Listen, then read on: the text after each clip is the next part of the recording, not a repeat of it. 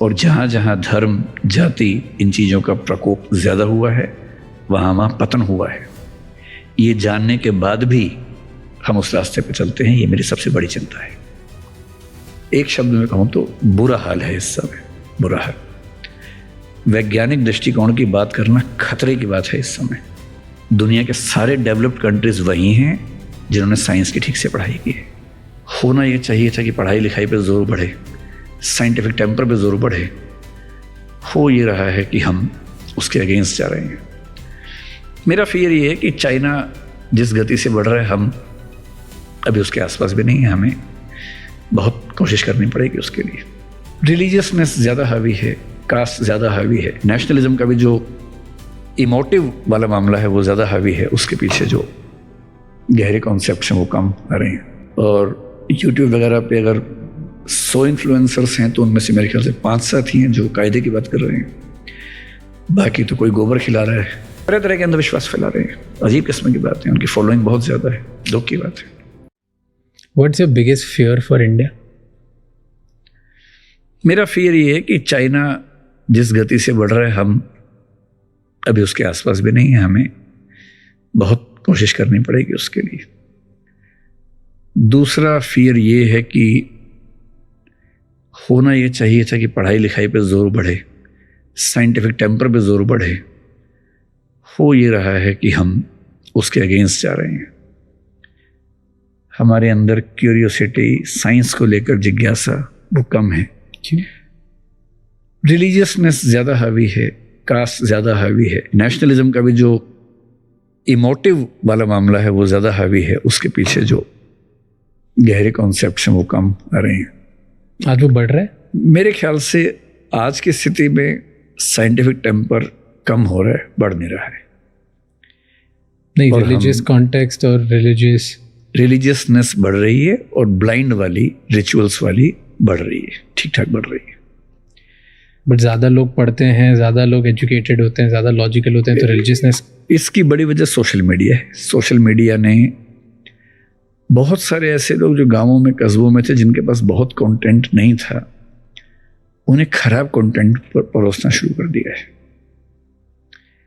उन्हें ज़्यादा सुपरस्टिशियस, ज़्यादा अंधविश्वासी बनाना शुरू कर दिया है।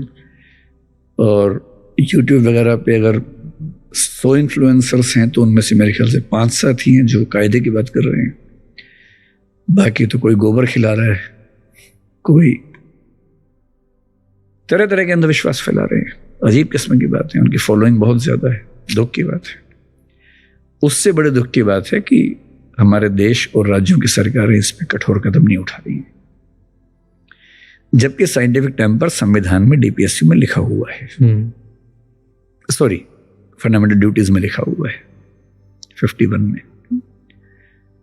सरकार भी कहती है, लेकिन एक शब्द में कहूं तो बुरा हाल है इस समय, बुरा हाल। वैज्ञानिक दृष्टिकोण की बात करना खतरे की बात है इस समय। ये स्थिति है। क्यों खतरे की बात है? क्योंकि पूरे पूरे झुंड आपके खिलाफ हो जाएंगे कि आपने कैसे ये बात कर दी भाई, हमारी किताब में तो ये नहीं लिखा हुआ, आप कैसे बोल सकते हो। उन्हें कोई मतलब नहीं कि भास्कर ने क्या कहा, उन्हें कोई मतलब नहीं कि गैलीलियो ने क्या कहा, प्लॉटमी ने क्या कहा, न्यूटन ने क्या कहा, आइंस्टीन ने क्या कहा, क्वांटम फिजिक्स क्या कह रही है। उन्हें मतलब है कि हमारी किताब क्या कहती है। और किताब भी नहीं पढ़ी है, किसी धार्मिक दिखने वाले व्यक्ति ने उस किताब में क्या लिखा है, क्या बताया है। जिन जिन देशों ने कट्टर धार्मिक मान्यताओं को मान के पढ़ाई छोड़ दी, साइंटिफिक एक्सपेरिमेंट छोड़ दिए, उनमें से कोई आगे नहीं बढ़ा है। दुनिया के सारे डेवलप्ड कंट्रीज वही हैं जिन्होंने साइंस की ठीक से पढ़ाई की है, साइंटिफिक टेम्परामेंट बच्चों को दिया है, क्यूरियोसिटी बच्चों को दी है। और जहाँ जहाँ धर्म, जाति, इन चीज़ों का प्रकोप ज़्यादा हुआ है, वहाँ वहाँ पतन हुआ है।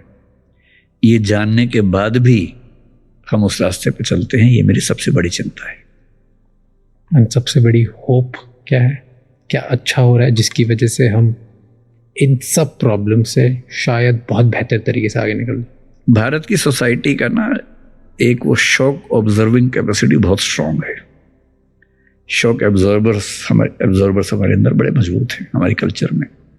मीनिंग 5000 साल से हमें कभी ख़त्म नहीं हुए, हम एडजस्ट कर लेते हैं, हम संभाल लेते हैं, बड़े बड़े झटके झेल लेते हैं।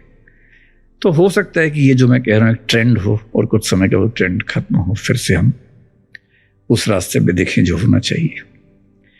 और ये भी है कि इस सब के साथ साथ कस्बों में भी, छोटे शहरों में भी हर पेरेंट के मन में एक सपना है कि मुझे अपने बच्चे को अच्छे स्कूल में पढ़ाना है।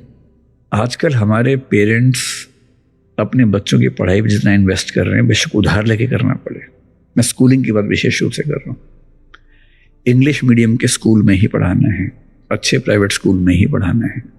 मैं प्राइवेट स्कूल को अच्छा नहीं कह रहा, बस अच्छे स्कूल में पढ़ाने की बात जो है, ये टेंडेंसी बताती है कि शायद आज से 2-3 पीढ़ियों बाद स्थितियाँ काफ़ी अच्छी होनी चाहिए। क्योंकि जिसने अच्छे स्कूल से 12-13 साल पढ़ाई कर ली है, उसे मूर्ख बनाना आसान नहीं होता, उसका ब्रेन वॉश करना आसान नहीं होता। ट्रू।